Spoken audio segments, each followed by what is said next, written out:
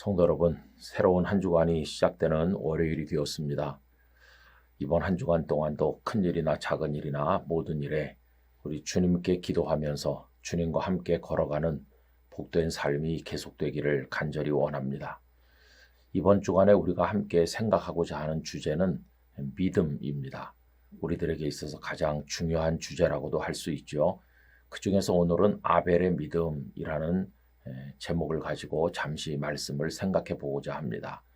오늘 함께 읽으실 말씀은 히브리서 11장 4절입니다.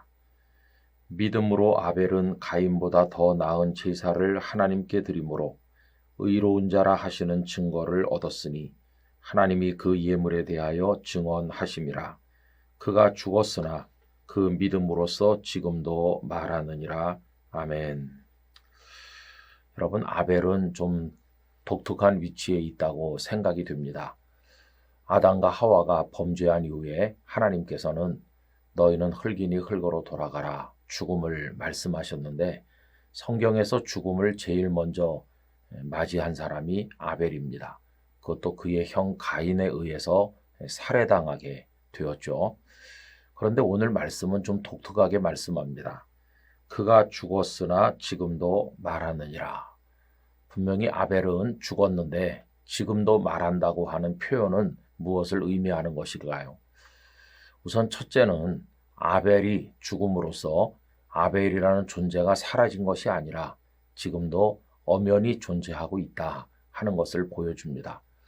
여러분 기억하시죠? 사두개인들은 본래 부활을 부인하는 사람들인데 이 사람들이 예수님께 와서 이상한 질문을 통해서 예수님을 공격했습니다. 그들이 한 말은 이거죠. 어떤 사람이 결혼했다가 후사가 없이 죽었는데 그 시동생이 또 그 형수와 결혼하는 그들의 풍속에 따라서 결혼했다가 죽고, 또 그 아래 7 형제가 한 여자와 모두 결혼했다가 죽었습니다. 나중에 당신들 말대로 부활도 있고 천국도 있다고 하면 그 여자는 도대체 어떤 사람의 아내가 되는 게 맞습니까?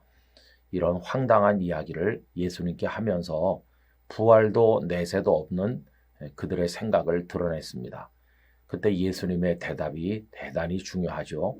하나님께서는 죽은 자의 하나님이 아니시고 산 자의 하나님이시다. 이렇게 대전제를 하신 이후에 하나님은 아브라함과 이삭과 야곱의 하나님이시라고 말씀했습니다.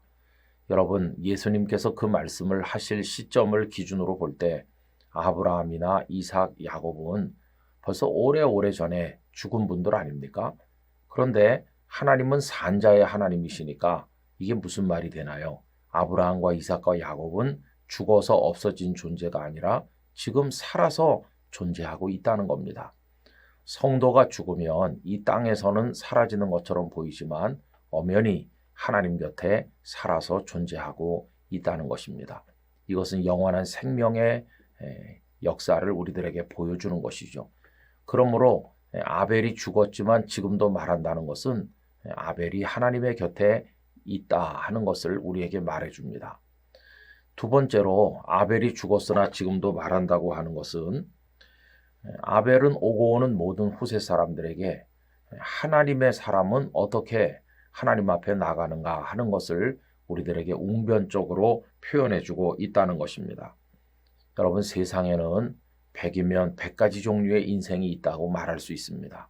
남녀노소 빈부귀천, 그 사람이 처한 상황과 그의 생각에 따라서 너무도 다양한 종류의 인생들이 존재하는데 어떤 인생이 옳은 인생인가를 마지막에 평가를 받게 됩니다.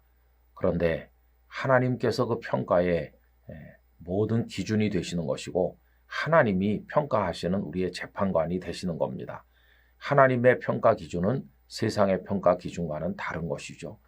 여러분, 우리가 하나님 앞에 평가를 받는다 생각을 해보면 정말 두렵고 또 가슴이 떨리는 일이 아닐 수 없습니다. 하나님께서 가인과 아벨 두 사람 모두가 제사를 드렸는데 아벨의 제사만을 연락하셨다는 거, 그게 일종의 평가라고 할 수 있습니다. 가인과 그의 제물은 거절당한 반면 아벨과 아벨의 제물을 하나님께서 받으셨죠. 그러면 이때 평가 기준이 무엇입니까? 그것은 다른 게 아니라 믿음이었습니다. 아벨은 믿음으로 가인보다 더 훌륭하게 하나님 앞에 제사를 드린 거죠. 그래서 오늘 본문은 믿음으로 아벨은 가인보다 더 나은 제사를 하나님께 드림으로 의로운 자라 하시는 증거를 얻었으니 하나님이 그 예물에 대하여 증언하심이라 라고 말했습니다. 여러분, 여기 하나님이 그 예물에 대하여 증언하신다고 할 때 예물이 뭘 말합니까? 아벨에 드린 짐승, 가인이 드린 곡식의 예물, 그걸 말하는 것일까요? 하나님께서는 예물의 종류 때문에 받고 안 받으시고를 정하신 게 아닙니다. 그것을 가지고 나오는 그 사람이 그의 믿음의 태도가 결국은 예물이었다 하는 것을 알게 됩니다.